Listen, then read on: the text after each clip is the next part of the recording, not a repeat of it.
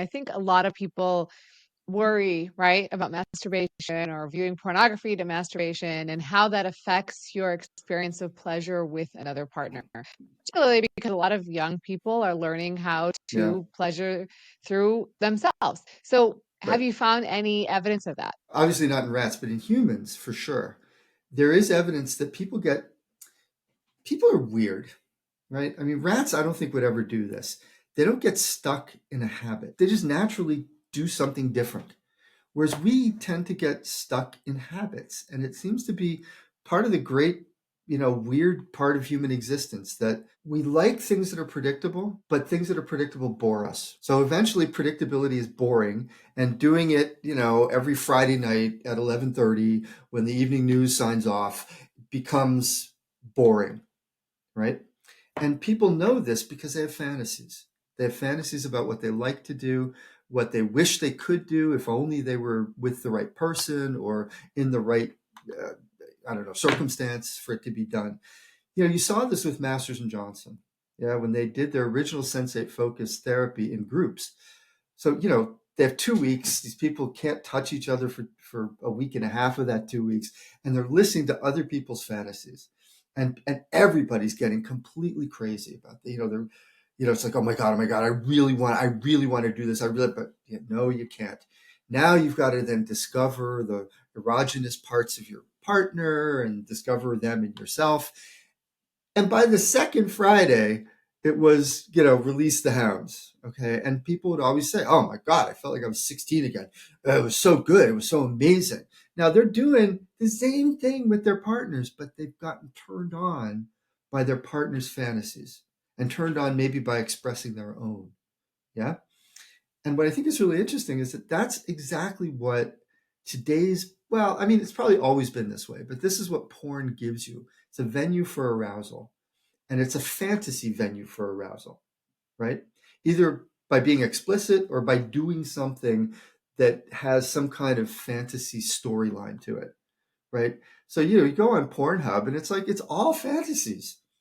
The fantasies of the older woman, the older man, the whatever, the brother, sister, et cetera, et cetera. It's all this fantasy laden stuff, right? And people find the fantasies that they can express more arousing, but they find the ones that they don't express even more arousing because they're more naughty, right? So yes, I like looking at, I live in the, I don't know, in Mississippi, and I like looking at interracial porn. Now, why do I like looking at interracial porn? Because it's way more naughty to do that in a place that has, surviving race laws, even if they're not enshrined in the legal system. You're just not supposed to. Don't bring a person that isn't your color home. Well, if you do, now what happens? Right now, exotic has become erotic, and it's this massive activation of excitement. If you can't express that with your partner, only because you think you can't, then you go off and kind of surreptitiously do it while you're masturbating. And that becomes more interesting because you're now expressing the fantasy than it is having that sex every Friday night at 11:30 with the lights out after the news, and then you roll over and fall asleep, right? It's almost like a duty, a marital duty, as opposed to this fantasy that you both could share. I find it really interesting that people don't share porn with each other. Like couples, it's just like, what do you like? What turns you on? Oh, there's a good question, right? And your partner says, well, I like looking at this. You're like, wow. But the partner's not going to tell you because they might feel they're being judged. You're not going to say it because you might feel that you're going to be judged. And we've got this big negative cloud over that. I think the cloud needs to clear. The sun needs to come out, and people need to start talking to each other about it because it reflects their fantasies. I think that's all it is. Unfortunately, you got people that are, my son's age, for example, who look at porn and they'll say, oh, so choking is okay. It's like, okay, no, you have no idea what you're doing. You want to get into kink, great, but you have no idea what you're doing. You need a trainer. You need somebody who shows you that, right? And, he didn't know that he could go to the BDSM community, for example, and find somebody who could say, well, this is exactly how you do it without actually killing the person or hurting the person, right? And so you could play this game, right? If that's what you're into. I think that's really interesting that it's there, but people don't take advantage of it because they sort of steal it away. It's like, oh, well, Or this is part of it is they okay. feel it's naughty, right? Exactly. They have this moral incongruence. Like, how could I would never do this in real life. I would only watch it Right. in, in silence. I mean, I think it's really interesting. And, you talk to people in the kink community, BDSM community, they feel that they're in the lifestyle. Okay. They've made the transition from just thinking about it to learning now how to do it, and how to do it in a way that enhances their sex lives. I mean, I think that's really interesting. People can do that with vanilla. They can do that with, any flavor of ice cream. You can talk about it while you're having sex. You could play role play. There's like a million things that can be done. And that, I think more and more therapists are realizing that, okay, you've got a desire disorder. We're going to treat that desire disorder, but now what? Okay, we've taught you how to swim so you don't drown, but how do we teach you maybe how to be an Olympic swimmer?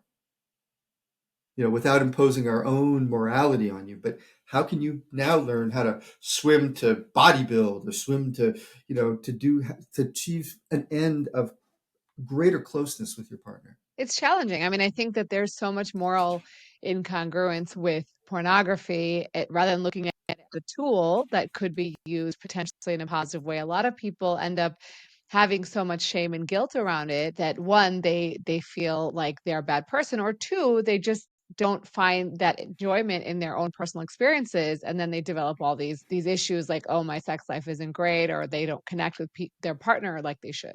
That's exactly true. And I think getting people to open up is really important. We saw this like in some of the pharmaceutical trials for drugs like bremelanotide or flibanserin, about a 30% placebo rate of people getting better just on the placebo. And part of that was really people having the opportunity just to talk about their sex lives, to kind of get it out in the open.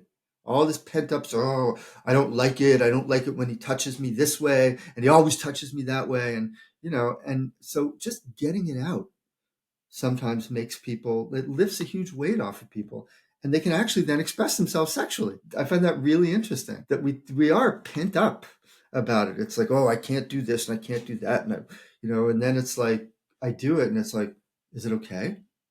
Did I break anything? Are we still in a relationship? Do you still love me? And it's like, oh, yes, I do, even more. Now I want you even more. Right. And so it really has a positive effect, I think, if people use it as a tool and not necessarily as an end in itself. You mentioned earlier when we were talking about having sex is that there develops a synchrony. Tell me, like, what exactly is going on physiologically? Like, are there actual changes that you're seeing, the way our brains light up or things like that? Are there things that are actually physiologically happening during this time that really help people sort of connect in a different level? I think there are, unfortunately, it hasn't been studied so much in a sexual circumstance it's been studied a bit in a romantic circumstance, and a whole lot in mother-child interactions. You can see synchrony of brain waves, for example, if people are wearing an EEG apparatus. You can see synchrony of certain temporal lobe waves. If you surprise both of them, then they both show this delayed parietal wave of 300 milliseconds called the P300 wave. And they both start to show that to all new things. So they're both looking at a video screen, for example, and something happens. Now, when they're not romantically inclined, one might have a delayed P300, the other has a perfectly normal P300. But the ones that are really romantically inclined, they tend to have these synchronous moments together, right? And of course, where it's been studied a lot is in mother-child interactions. So, maintaining eye contact, for example, and showing that. Now, that requires you to be aware of the other person's face. But what are you looking at, really? Are you looking at the chin? Are you looking at the mouth move? Are you looking at the ears? Are you looking at the eyes? We tend to look much more at the eyes, right, when we're talking. Maybe at the eyes and the mouth. I mean, those are two things that people really spend a lot of time looking at. And not the nose, not the earlobe, it's not the forehead, because that just gets weird. But you're looking directly at the person. And when people do that, you again see synchronous wave patterns that happen when they're talking about things that are mutually they both like, for example. So, tell me about something that you both did that you both found enjoyable. Well, we did this hike and we did this and we did that. And things are spiking in both of them at the same time. And that's synchrony at one level. Probably what's happening, the systems that underlie that, thalamic, the output from the thalamus, right, that kind of takes all your sensory input and merges it up to places that it needs to go. That thalamic output is really important for the generation of these kind of external cortical brainwaves. So you're feeling it again. When you're recounting it, you're feeling it. We've all done this. It's a nice feeling. You're telling a story about something that happened to you, and you're really into it because you're feeling it. Yeah. And you feel it again. And the person that you did this with feels it too as you're telling the story. I think we need to do a lot more work on that, a lot more work on finding out what synchrony is and how it gets lost, right, in couples that are beginning to drift apart, because that does happen. You can almost see this in the way they walk together. So couples in sync tend to walk either like this together or like this together. Yeah.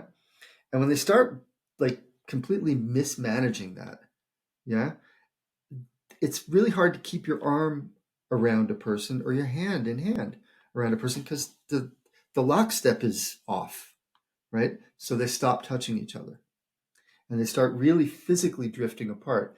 I think it would be very interesting and telling if you brought those people in, right? They'd have to self-identify, which would probably be a really hard thing to do and would be a problem with the data. Hey, honey, we got to go sign up for this. I don't feel like we're in sync anymore. Yeah, exactly, right. And then see if they show the same synchrony to these like events, right?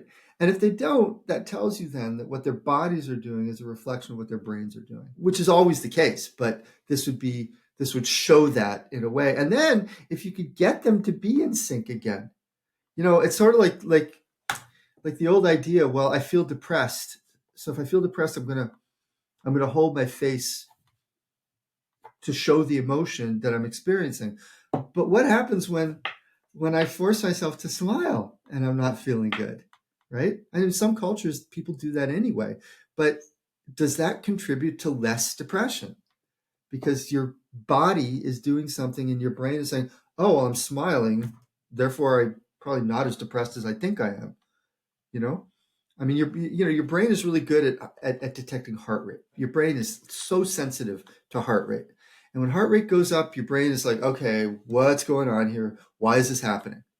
Yeah. So it's going to look for a cause and try to find it. And if it doesn't find it, then you feel a little bit weirder with yourself. But it's very interesting. Like with PTSD, you find that patients that have this need to go through cognitive behavior therapy to get their heart rate down and not go up when they're, shown something that produces the PTSD experience or reminds them of some horrible trauma that they were in. And I remember a study that was done in Montreal at the Douglas Research Hospital at McGill, where they gave PTSD patients propranolol, a beta blocker, okay, beta adrenergic blocker. So the heart rate isn't going to go up at all because it can't. And then they kind of flood them, right? These were all ex-soldiers. They flood them with a war movie or whatever, and their heart rate didn't go up. And they come back and they say, I feel totally different. And they show them the flooded movie again after giving them a saline injection, and they don't have a PTSD reaction. As if you've given them 3 months of cognitive behavior therapy. Yeah, only you've given them a single injection of propranolol. So the brain is saying, "Oh, I'm fixed. I'm good. I can experience this now without the reaction that makes me feel completely stressed out." Right? So if that happens, imagine that a similar kind of thing happens when you have first experiences with pleasure, first experiences with trauma, first experiences with your brain just tags it. As you grow apart, your brain tags it. So as you come back together, your brain may tag that too and say, we're experiencing this synchrony again. Oh, we're in love again. I don't feel like cheating on her anymore. I want to do this. I want to do it with her. I want to be with her because we're feeling that synchrony again. You brought up an interesting thing about metoprolol. So arousal, right? When you're aroused, your heart rate goes up. And that can be arousal sexually, arousal on a bridge, arousal when you're whatever, scared. And we know that metoprolol has effects on erectile function for some, but I wonder if when you're on metoprolol, you're having maybe decreased arousal not just for erectile function, but just in general, like less arousal in the brain. Yeah. That's exactly right. I would never suggest using this. Maybe for someone who has, who feels that they're, I don't know, having a problem with compulsive sexual behavior disorder or something of that nature. But I don't know that I would ever suggest. If somebody who's on this needs to know, right, before they go on it, like to treat a cardiovascular problem, they really need to know, okay, well, this could very well have an effect on everything that arouses you. So while you're on it, just know that this could happen. If it does, they're not going to go, oh my God, I have erectile dysfunction, because they do, but it's drug induced. It's not, it's not them. It's not inherent in them, right? That's happening. Probably the same with women too, right? Oh, absolutely. The control of clitoral erection is exactly the same in women and men. Yeah. I mean, it's the same organ, right? It's the same organ. So, ours is just a big distended clitoris. So we talked a little bit about motivation and desire. Let's then talk about what happens in the brain once you are, you've started having intercourse, going into orgasm, and then after the orgasm. Well, I would imagine that if it's anything like what our rats tell us, your dopamine levels go up, they start phasic, they go tonic, right? So you're just secreting dopamine all the time, okay? And that's as you're moving toward orgasm. Noradrenaline is up. It has to be, because you're aroused, and this is the arousal system. Now, serotonin is exerting a bit of at the spinal level, is exerting a bit of an effect that activates the parasympathetic system, so it keeps blood in the genitals rather than activating the sympathetic system. So your spinal cord has these what are called lateral spinothalamic neurons that are actually the orgasm generators, right? The sexual orgasm generators. And, they're essentially kind of a gate that's gating the parasympathetic. And as soon as the sympathetic outflow overruns that, they turn on. That allows for what's called fast ramping sympathetic flow. That fast ramping is when you reach the point of no return, where the orgasm is imminent. Even if a bear comes through the tent, you're still going to have an orgasm, right? So it's just an imminent reflexive action that's happening at that point, or what I would call a climax, right? With the orgasm being something that your brain experiences sort of in episodic memory, in a real experience that you can have, that consciously that you're having. When that happens, of course, both opioids and serotonin get released in the brain, especially in the frontal lobe, but also in the limbic system, like en masse. Okay, there's a massive release of beta endorphin in the brain. There's a massive release of other opioids as well, and serotonin in the frontal lobe. And what that does is, the first thing it does is it shuts dopamine down. And multiply orgasmic women, it can shut it down for a very small period, but it still shuts it down, right? If there was any more stimulation, you're like, okay, stop. That's just give me 10 seconds to recover and we can go again. In men, you're going to have a refractory period that lasts a bit longer, or maybe a whole lot longer. But that's one thing we don't understand at all, is the refractory period in humans. Like, some people understand it in rats better, some work of colleagues in Mexico, for example, but it's like we just don't understand a thing about human refractoriness. But if the rat data are telling us something about humans, the opioids are suppressing dopamine, serotonin is whoppingly suppressing dopamine. And while that suppression is on, your interest is minimized. It's not completely gone, but it's definitely minimized until it recovers.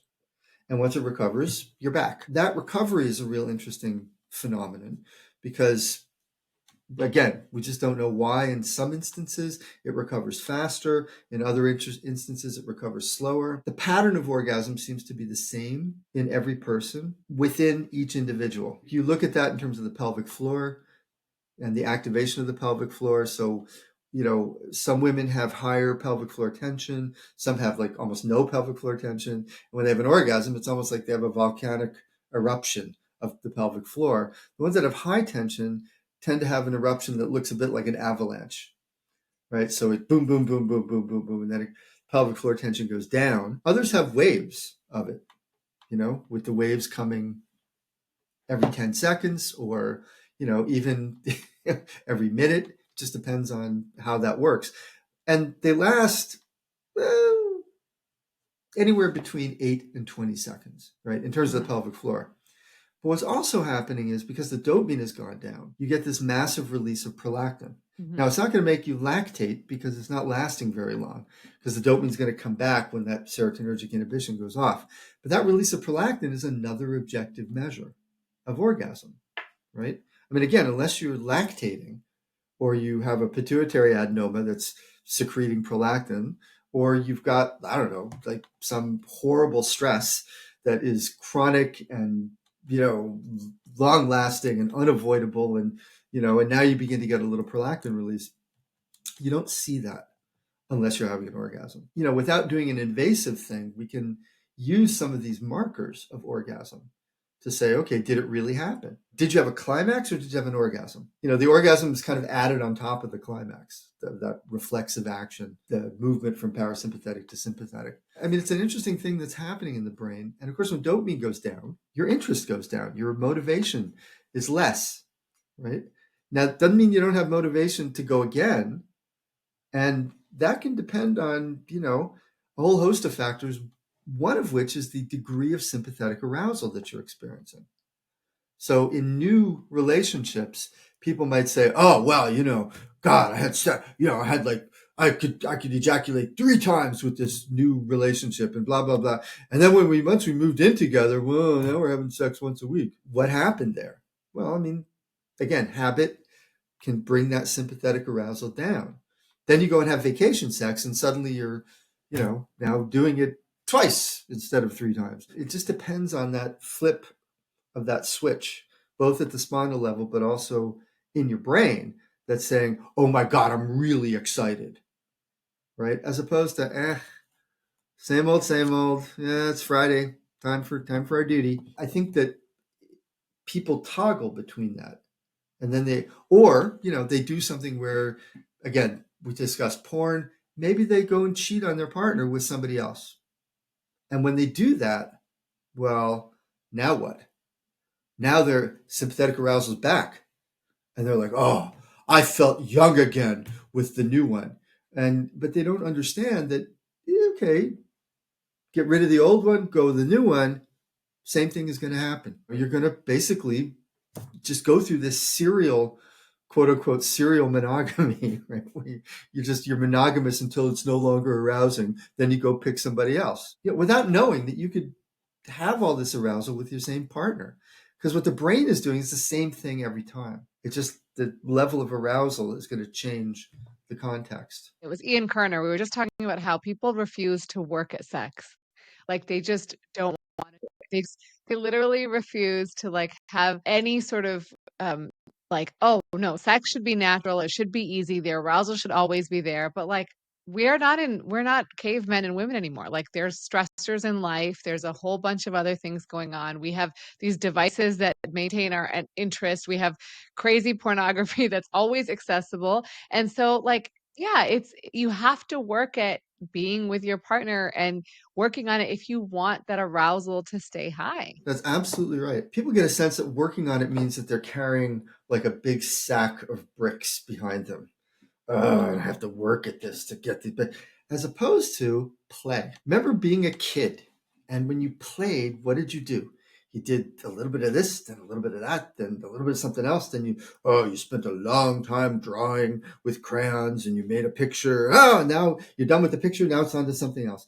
And you can do this with a partner sexually. You can do anything. It's like I hear, clinicians sometimes say, oh, I had this one guy, and I was trying to get them just to not do the same thing every time. So I suggested that they have sex in the kitchen. And they looked at me like, this is rocket science. Like, how do you do that? Sex in the kitchen? How would you? And she was like, well, get a chair.